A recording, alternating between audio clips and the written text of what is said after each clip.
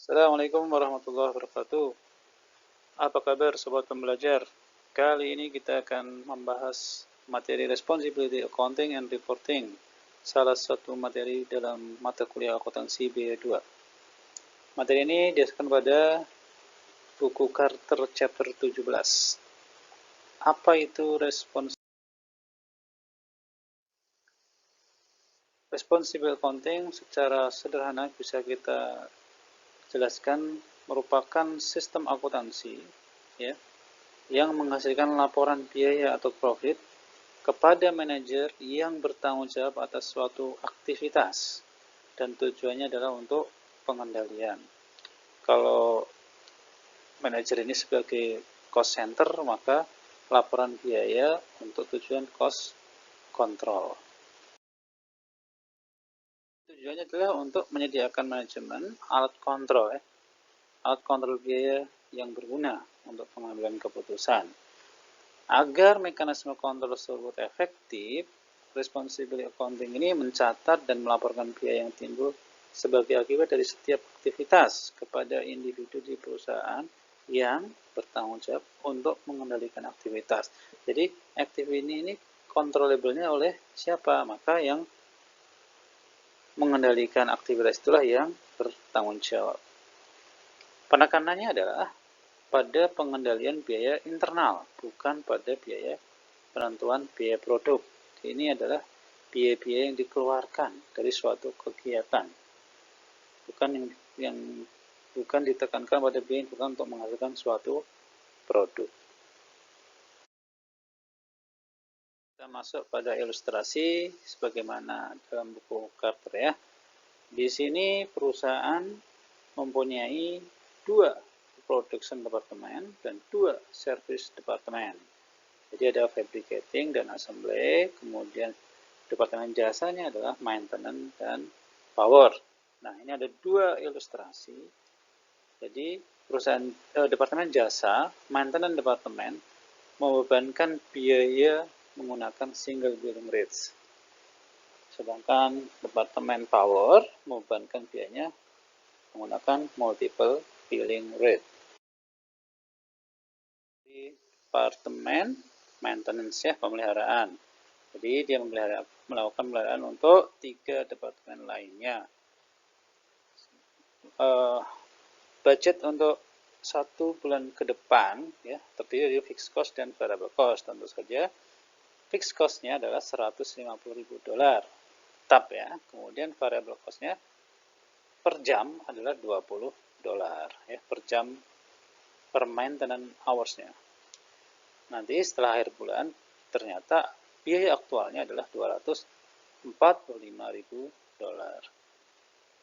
Data-data mengenai jam pemeliharaan, budgeted dan aktual untuk 3 departemen tersebut sebagaimana ada, bisa baca sendiri ya. Totalnya budgetednya adalah 5.000, kemudian aktualnya 4.600. Dari budget tersebut kita bisa menghitung predetermined rate. Kita tahu predetermined rate sebagai tarif yang digunakan untuk membebankan nanti biaya ke produksi. Jadi predetermined rate-nya adalah di situ fixed cost-nya adalah $150.000. Sedangkan kapasitasnya yaitu di sini maintenance hours-nya adalah 5.000, jadi $30. Ditambah variable cost 20, jadi $50. Nah, bagaimana ini dibebankan ke masing-masing departemen? Ini adalah mereview lagi ya pelajaran sebelumnya. Tinggal kita hitung, yaitu dari predetermined rate yang sudah kita hasilkan tadi dikalikan dengan aktualnya. Kita masukkan, berarti di sini aktualnya masing-masing ya, fabricating 2.600 dikalikan dengan rate-nya yaitu $50. Kemudian assembly juga ya, 800 dikalikan $50. Power 1.200 aktual dikalikan $50.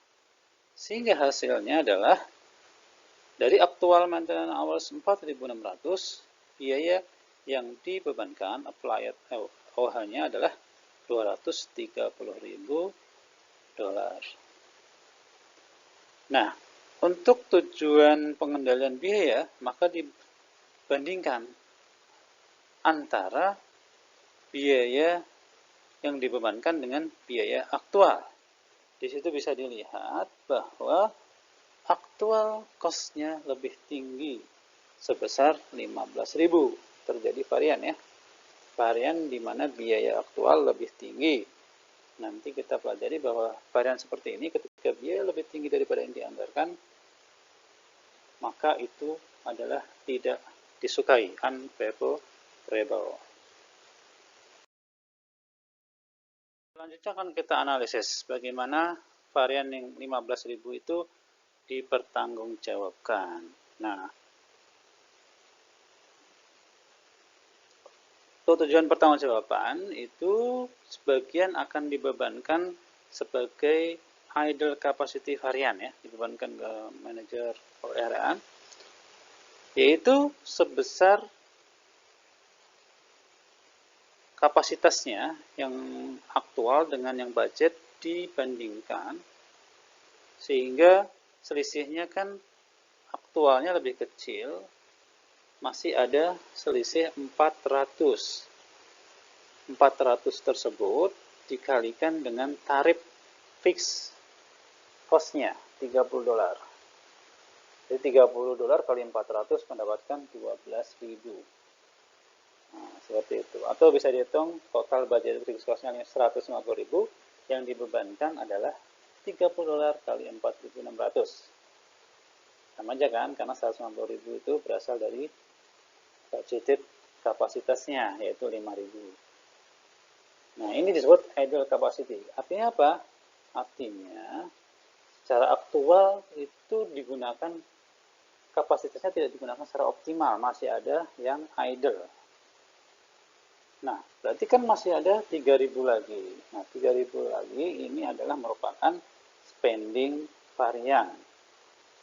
Ya, nanti kita akan bahas di sesi berikutnya. Seperti apa spending varian. Nah, ini terjadi karena bisa jadi inefisiensi Departemen Pemeliharaan, adanya kenaikan dari item-item biaya overhead, atau salah menganggarkan overhead-nya. Oke, mari kita lanjutkan untuk pembebanan dari power departemen ya. Datanya, penganggarannya adalah fixed cost-nya $50, variable cost-nya adalah 10 sen ya, 0,1 dolar per kilo KWH. Dan nanti nilai aktualnya adalah $75.000. Nah, power departemen ini berbeda dalam membebankan biaya tersebut, yaitu menggunakan two rate billing structure. 2 ya, multiple ini.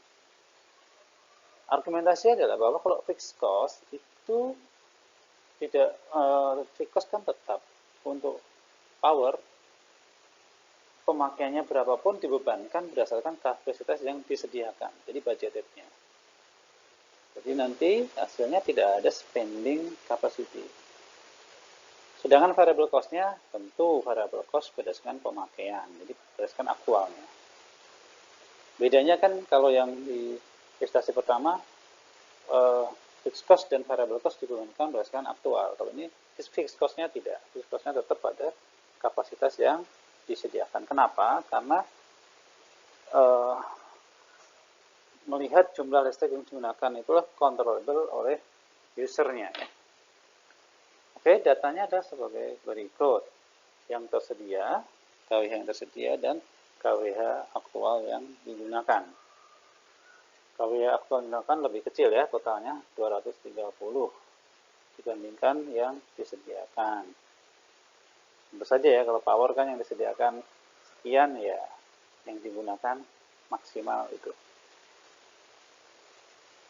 Pre-department rate-nya untuk fixed cost-nya bisa dihitung, totalnya tadi maksimumnya 250.000, maka $50.000 dibagi 250.000 dapat 0,2 per $0,2 per KW.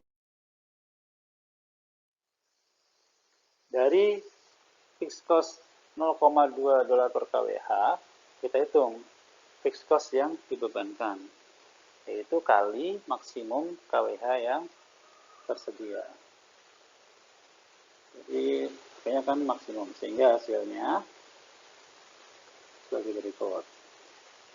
Kemudian untuk variabelnya tadi 0,1 olehnya 0,1 dikalikan aktual, ya kan? Sehingga total cost adalah sebagai berikut. Keseluruhan adalah 73.000 dolar. Nah, seperti yang tadi, kemudian kita akan bandingkan untuk pertanggungjawabkan bandingkan dengan aktualnya. Aktualnya adalah 75.000, sehingga ada varian 2.000 dolar yang unfavorable karena aktualnya lebih tinggi. Nah, di sini perhatikan tidak ada idle capacity karena fixed cost-nya, ya, fixed cost ini kita menggunakan maksimum kali yang tersedia sama dengan yang digunakan pada saat budget. Jadi kalau dibandingkan aktual dengan yang applied ya kosong. Sehingga seluruh varian merupakan spending varian yang terjadi karena perbedaan aktual dan budgeted dari harga dan kuantitas dari berbagai item overhead. Demikian ya, ini adalah contoh ketika penggunaan dari responsibility accounting membandingkan menggunakan biaya varian sebagai kontrol cost ya. Nah, kalau melihat seperti ini, ketika terjadi perbedaan volume aktual dengan volume yang direncanakan, maka yang dibandingkan bukan dengan static budget, karena itu bisa mengakibatkan misleading. Sehingga budgetnya perlu disesuaikan dengan tingkat aktivitas aktual. Jadi digunakan budget yang ada beberapa tingkat aktivitas. Itulah yang akan kita bahas berikutnya, disebut sebagai. Nah, bagaimana menyusun flexible budget? Sabar ya, kita akan lihat pada video PLC berikutnya.